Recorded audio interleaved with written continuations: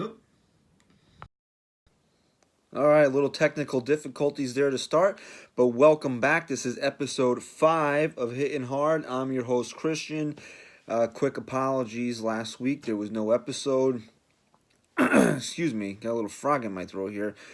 Sometimes scheduling, kind of gets in the way. Real life gets in the way of doing podcasts. So that's what happened last week. So we're here now this week to do episode 5 of Hitting Hard. And what you hope is that this bullpen the Yankees has assembled, easy for me to say, will not be hit hard, because this afternoon news broke that the Yankees have signed Adam Ottavino to a 3-year deal worth, I believe it's $27 million. So now you're looking at a bullpen that has Chad Green, Adam Ottavino, Zach Britton, Dellin Betances, and Aroldis Chapman in it.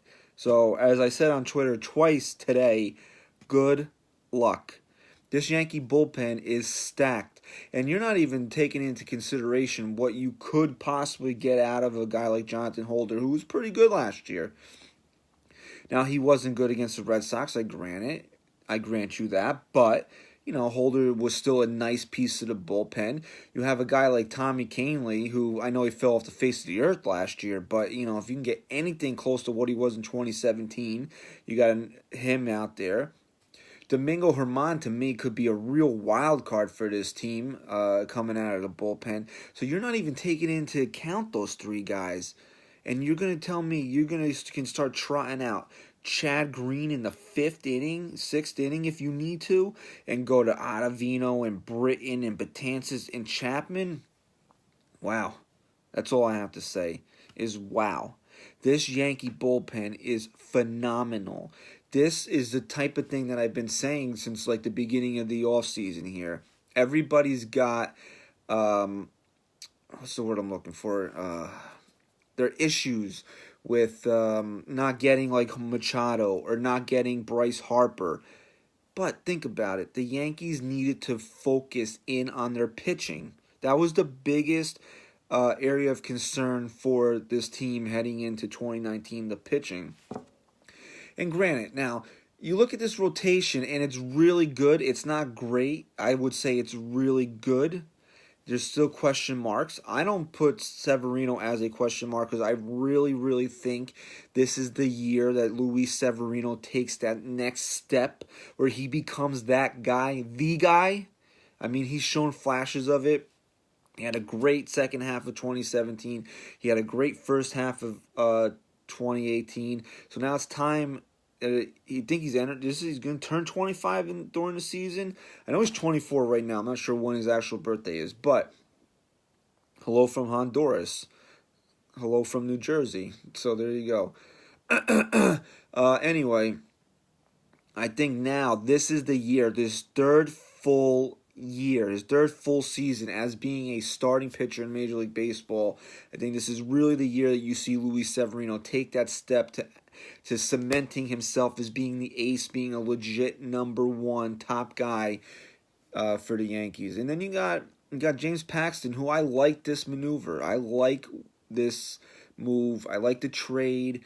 It's not sexy in the terms of that he pitched to a 3.76 last year, but he pitched much better than that during the first half of the season. He struggled a little bit down the stretch. He is a guy with injury concerns, but obviously it didn't worry the Yankees. That there's nothing, he's never had anything wrong with his elbow or his shoulder. So maybe these are little fluke things that he's gotten out of his way now. And if you didn't want to trade Sheffield, you have to understand, everybody wants the Yankees to be in win-now mode. And this was a win-now trade for the Yankees. The Yankees were hoping Sheffield in 3 years could be what James Paxton is today.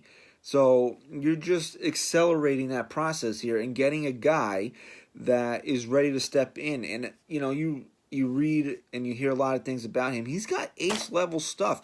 Now, he has to put it together as well. So, excuse me, I'm telling you, I'm dealing with this crap in my throat here. Max, who did the yes, that's it. Granderson for Austin Jackson. I was trying to put that together. Thank you. That's exactly correct. Now, hopefully, the Yankees can actually get over the hump with Paxton. They didn't get over the hump with Granderson, but that was an excellent comparison. The Yankees trading Austin Jackson for Curtis Granderson. That's a good call there by Max. So as we were saying about Paxton, this guy could be a legit 1A. He's got to stay healthy. I understand that. But, boom. Now you got Sevy, you got Paxton. Tanaka. What's the big knock on Tanaka? Oh, his elbow. His elbow's going to fall off. It hasn't fallen off in the last 3 years. What are we worried about? If it falls off, it falls off. This guy is extremely consistent. That when you think of Masahiro Tanaka, you think of consistency. If you take away the 2017 regular season, look at his numbers. They're solid. Straight through the board. I mean, you could not really... This has been one of the better free agent pitching signings the Yankees have made in the last ever, really, if you want to go back that far. I mean, him and CeCe are right at the top of the list there. And then you want to go to 4, J Happ right there, boom. What did this guy come over here to do last year? Go undefeated? I know everybody's got a sour taste in their mouth about Happ because he's... excuse me, he got hit up. Hey, Kevin Brown there, buddy. Listen, you were terrible as a Yankee, okay? He came over here in 2014. What did I say? You take out the 2017 regular season, and Masahiro Tanaka has been consistent. Look at his numbers last year, okay? No Yankee had an ERA. Going into this year, no Yankees pitcher on this staff had an ERA higher than 3.76. That is crazy good. I don't care what anybody says. You want to say that you don't have any ace? Well, I'm telling you, I think Sevy's an ace, okay? And then you're gonna tell me that you put together a staff where nobody had an ERA that was near 4. That is you really can't do a better job than that. So now let's go back to Happ here. You got Happ. Everybody's got the bad taste in their mouth about Happ because of look, you want to sit there and be negative about this Yankee rotation, you can do that. I'm not doing it. I like this rotation. Okay? Thank you. End the story. Boom. Moving on. Happ. Everybody's like, oh, he stunk against the Red Sox in the postseason. Okay, one bad start. How many times have I made this point on Twitter that Andy Pettitte got rocked numerous times in the postseason, but there's not a Yankee fan alive that watched Andy Pettitte pitch that wouldn't want Andy Pettitte to take the ball in a big game. Okay, and he got rocked numerous times in the postseason. So I'm not gonna write off J. Happ's postseason career off of one bad start, where it was really one bad pitch to the guy who I don't even understand how he wasn't a finalist for the MVP award in J.D. Martinez. And then you got CeCe. And here's what I'm going to say about CeCe Sabathia. I love the guy. I'm super happy that he's back. I want to win a title and send him back out and send him out into retirement on a parade float this year. The guy's been everything the Yankees could have ever hoped for in signing him. So now, what's going to happen with CeCe? The doctor gave him a clean bill of health with the heart, which, I mean, Jesus, if you heard his pod when he explained that, if he would have went to London, he wouldn't have come back alive. I mean, that's friggin' scary. That is some scary stuff. But now, clean bill of health, ready to go. What do we expect out of CeCe? If CeCe's ERA is anywhere near 4, you pitch 4.10, 4.5, that's incredible. It's a 5-starter. A 5-starter. Everybody's like, oh, we don't want... Somebody told me the other day, the Yankees don't have a real 5th starter. CeCe Sabathia is as good of a 5th starter as there is in Major League Baseball. And the Yankees are only... I'm telling you right now, I would be shocked, literally shocked, if the Yankees' plan for CeCe Sabathia isn't to get through June. April, May, June for CeCe. See what the big guys got left in the tank and go and make a trade at the trade deadline. That's when you go and you get yourself Madison Bumgarner. Everybody that wants to trade for Madison Bumgarner right now it's silly because the price tag on him is prohibitive. I'm guaranteeing you that it is. And if you want to trade Miguel Andujar for a year of Madison Bumgarner, I mean, come on, go get your brain examined because you cannot trade Miguel Andujar for a guy you have no control over past 2019. You cannot do it. I don't want to trade Miguel Andujar, but I've been a big proponent of moving him in the right deal, and that right deal is for somebody like Corey Kluber. You got, if I'm not mistaken, you would have Kluber for 2 more years after 2019. So you got a legitimate ace in Major League Baseball, a guy that's won a Cy Young award that you would give Miguel Andujar up for, that you would have for control of 3 years. You can't trade him for a guy that might walk at the end of the year. That is lunacy. You're only trading Andujar if you got a guy under control past this year. You don't want this to be a one-and-done scenario, and that's why you want to trade for a guy that's got control. And it's not that I'm trying to get rid of Miguel Andujar. I love the guy. The guy came up here last year and straight up raked. This dude came up here and he straight up raked, okay? So now, here's what my point is, right?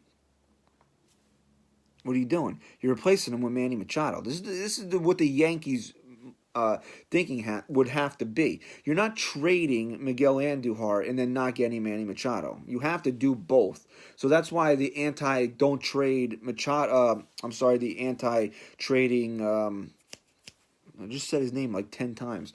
Andujar crew doesn't understand. I'm not saying trade Andujar for a bag of donuts. Okay, I'm saying trade him for Corey Kluber and replace him with Manny Machado. I mean, you all want to win this year, right? That's the goal. That's the thing I keep hearing is that Hal doesn't care about winning. This is how you win. Now, I'm not saying that this deal is on the table, that the Yankees could trade Corey Kluber for Miguel Andujar. I'm not saying that's possible because I heard otherwise. I know fans with sources. I don't want to be one of those guys, but anybody that's followed NYY Sports Talk for a while now and has followed me knows that we have a connection in Cleveland, okay? So I spoke to him, and, the hang-up is not Miguel Andujar. They want the guy that plays second base for the Yankees. And Cashman don't want to give him up. He won't move off of it. I don't blame him, okay? So, if you're going to fault Brian Cashman for not trading Gleyber Torres, then I don't know what to tell you guys. So I don't want to trade Gleyber Torres for anybody. I think, and this is no disrespect to Andujar. I love the guy. If he was a Yankee for 10 years, I wouldn't be upset over it. But I think Gleyber Torres is going to be a much better all-around player. That's just my opinion. I could be wrong. I've been wrong in the past. I thought Sonny Gray would be one of the best pitchers in the American League last year. And he wasn't. He was one of the worst. Speaking of Sonny Gray, notice how when we ran through the rotation, we didn't mention Sonny Gray? Because now, there's reports coming out the Yankees are really putting their foot to the gas pedal here about trading Sonny Gray after they signed Adam Ottavino today, which would make a lot of sense. Where's he going to go? You hear San Francisco, you hear Oakland, you hear Cincinnati, you hear San Diego, you hear anywhere Sonny Gray could possibly go. I heard there was up to 10 teams that have called the Yankees asking about Sonny Gray. Small market teams are going to love Sonny Gray. Sonny Gray is going to be phenomenal next year when he goes to a small market team. It's just the way it is. I think what did we say? For those of you that listen to the NYY Sports Talk podcast that came out on Monday, what is Sonny's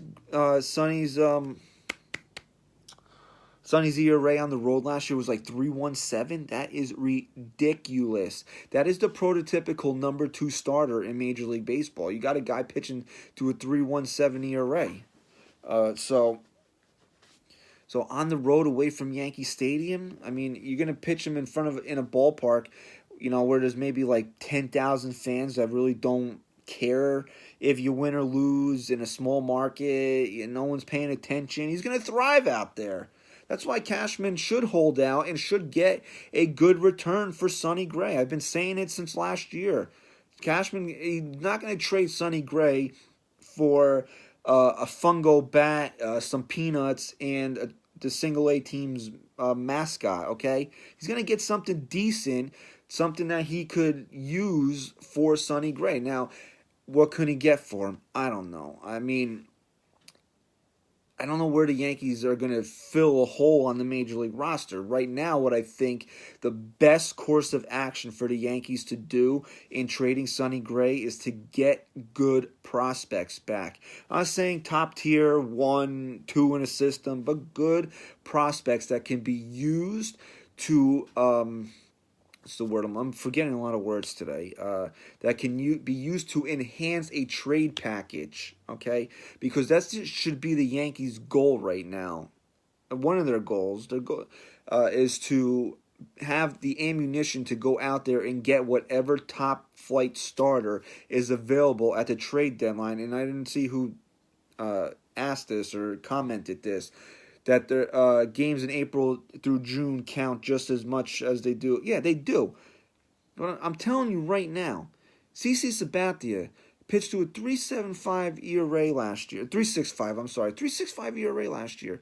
Even if it rises a little bit this year, he's the 5th starter, okay? He's the 5th starter. You don't have 5 starters in Major League Baseball that are throwing to a sub-2, sub-3 ERAs, okay? So even if he's pitching to a 4.10, 4.5 ERA for the first 3 months of the season, you cannot convince me that the Yankees can't win a majority of those games with this offense that they're going to trot out there with or without Manny Machado in it. Come on. Let's be realistic here. This was a good job of Brian Cashman assembling this team to what was available to him, okay? Everybody's like, oh, they didn't do this, they didn't do that. You know, outside of Patrick Corbin, which, you know, you want to get upset over Patrick Corbin, fine. That's your prerogative. I'm personally not that upset over it because his numbers don't really bear out somebody to get upset over. It would have been nice to have. And the way the Washington Nationals overpaid him, enjoy your time in the nation capital, okay? The Yankees got the best pitcher traded in the trade market this offseason in James Paxton, okay? And they got the next best pitcher, free agent-wise, starter that was available, okay? I don't think Eovaldi is better than Happ because I don't trust Nathan Eovaldi. I wouldn't put the risk I wouldn't take that risk on Nathan Eovaldi, okay? That's me personally. I wouldn't do it. And who's the other guy? Keuchel. Is Keuchel better than Happ? Maybe. It's close. It's very, very close. So we'll have to see. Charlie Morton's not better. He's just not. I'm not saying I don't think Charlie Morton is a bigger risk to me than Steady Eddie. That's what I call him, J Happ. I don't think so. So there you go. I mean, he's done a pretty good job. And did he not snag the 2 best relievers on the free agent market? That's my point.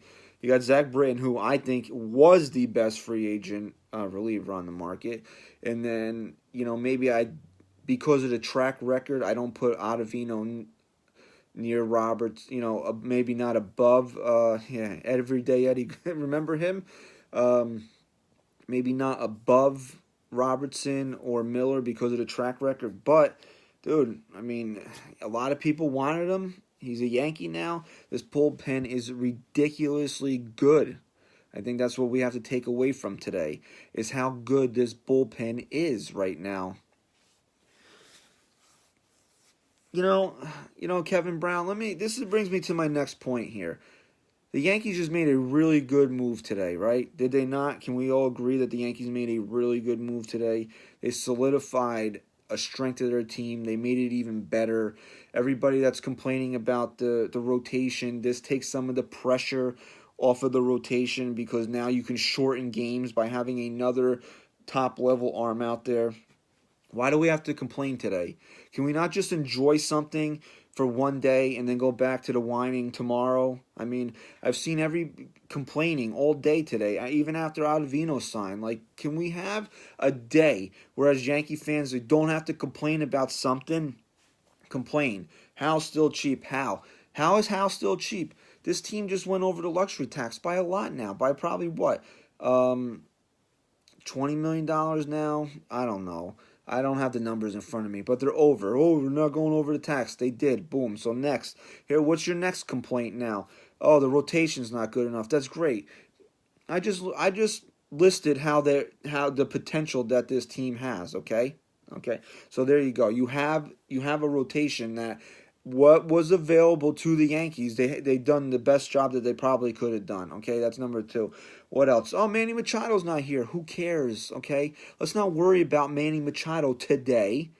Let's worry about this nice, real savvy, good move that the Yankees made to create a super bullpen. Okay, what else did I hear complaining about? Oh, Aaron Boone. Aaron Boone's a dummy. He's not going to be able to utilize this bullpen. Okay, let's worry about that tomorrow, which I think this is a big year for Aaron Boone. This is a big, big year for Aaron Boone. He needs to act. You guys know that have watched and listened to me know that I'm a big Boone supporter. He's the manager of the Yankees. Why would I be against him? Number one, and number two, I thought he did a really good job last year for being a complete rookie at this whole thing. But one of the things he needs to clean up is his usage of the bullpen. So now you gave him Adam Ottavino and you took away A.J. Cole. So, even if he tries to, quote, punt a game, how's he going to do that? By putting Jonathan Holder in there, who was pretty good last year? So, let's just take a step back for a minute. Enjoy something. Just enjoy it. The Yankees won 100 games last year. They're going to be better this year. Just for the simple fact, I'm not saying they're going to win more than 100 games, but they're more equipped for a run in the postseason, in my opinion, because this bullpen is better than it was last year, just based on the fact that Zach Britton's healthy. If you heard him with Mike Francesa, he said he was never himself last year, and now he finally feels like himself for the first time in over a year. That's scary for the rest of the American League, okay? And now you got Ottavino that maybe now at his age and the season he just came off of, that he's like legit now one of the best, bridge guys in Major League Baseball. And you got Dellin Betances out there who's straight up disgusting. Dellin Betances is ridiculously good, okay? So you got him and Chapman. If that knee holds up, he's one of the best closers in Major League Baseball. So you got this incredible strength for the Yankees here. So let's just instead of worrying about what they don't have or what they could have, let's worry about what they have and what they've done a really great job of assembling here in New York. So, we're getting closer. Spring training is, it's coming. Today's the 17th, and Yankees begin to report to camp on the 13th of February. So we're getting closer. There's a lot to be excited about. Hopefully you got Aaron Judge for a full year now, okay? You got Aaron Judge for a full, you're hoping that he stays healthy full year. You're hoping that, Stan is more consistent this year. He's a little bit better acclimated to New York, a little bit better acclimated to the American League. I'm forgetting a lot of stuff today. I don't know these words. They're here, but they're not coming through here. So even with Didi being out, you brought in DJ LeMahieu, which that's going to be something that people are not. They're all upset. That's not Manny Machado, but it's a good signing for the Yankees right there. Even if you got to slip labor over to shortstop for a little bit, that dude's a Gold Glove second baseman, and everybody complains that the Yankees don't put the bat in the ball enough. This guy's got one of the lowest swing and miss rates in Major League Baseball in like the last 4 years. So these are things you gotta look past the big stuff, okay? Past the big stuff and look at what's happening here. DJ LeMahieu's not Manny Machado, but he does all these things that are really, really good. So really think about it here. Come on, guys. All right. Real quick to wrap this up here. I'm gonna switch off of baseball now to the Avengers. Right, Endgame's coming up here. The trailer for Spider-Man. What's the name of that damn movie? I'm telling you, bro. I don't know what the hell's going on up here today, or not going on up here. Far From Home released the other day. Yes, thank you, Max. Second too late. Anyway, yes, my head is far from. I don't know what the hell's going on today. I'm trying to get through this here. Just wrap this up real quick, because I like to have Hitting Hard focus on other stuff besides baseball. It's Monday, dude. It's freaking Thursday. Where are you? I don't know. Anyway, let's get back on track here. Yes, Far From Home. Somebody told me that Far From Home happens after Endgame. And I'm saying to myself, look, we're all smart enough to understand that the characters that, quote, died in, or snapped, as Thanos snapped in Infinity War, they don't stay that way. They're all, they're obviously going to come back. Most of them are in major franchises that, Marvel's just not going to piss away to keep them dead because of this movie. But I mean, it to me, it's just like, it's a little weird that you would put this trailer out there that takes place after Endgame when the main character in the friggin' movie is supposed to be dead. I don't know. I understand like the timeline of stuff and when trailers usually come out, but I would have made an exception for this and not release this until probably Memorial Day, right? I know Memorial Day and the movie's coming out in July. That's really like a short turnaround for when the first trailer comes out, and this really would be the right time to do it, but I would have made an exception for it. It's Spider-Man. People are going to go see this movie with or without a trailer, okay? I'm not even the biggest Spider-Man fan. I like the first two Tobey Maguire movies.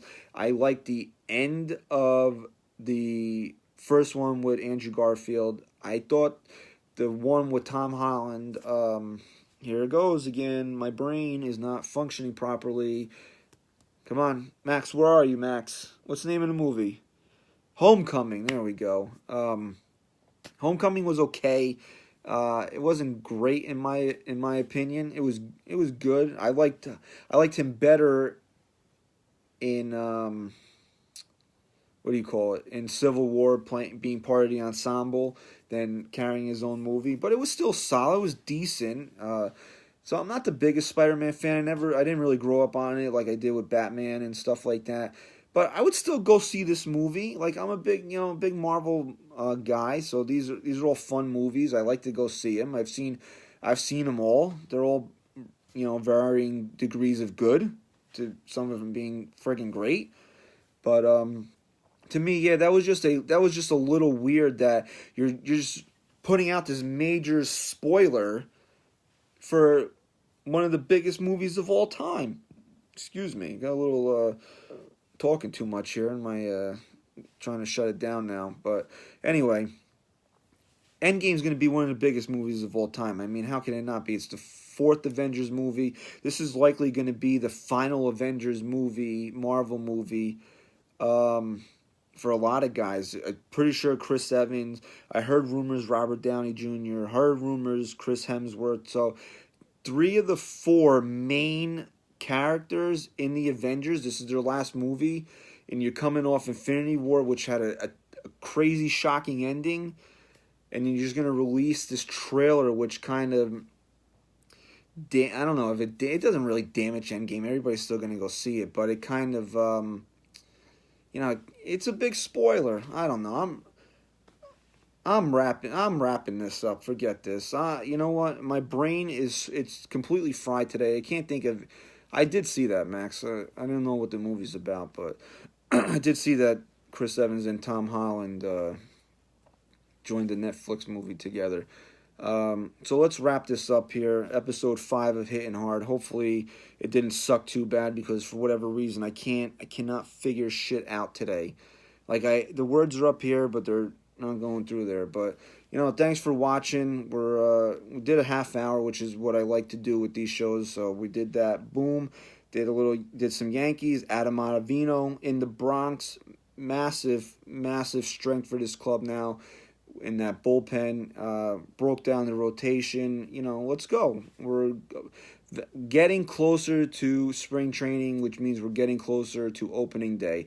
So thank you for watching, and when this comes out on iTunes, listening to episode 5 of Hitting Hard. And I didn't come up with a good ending, so we'll see you in the next episode.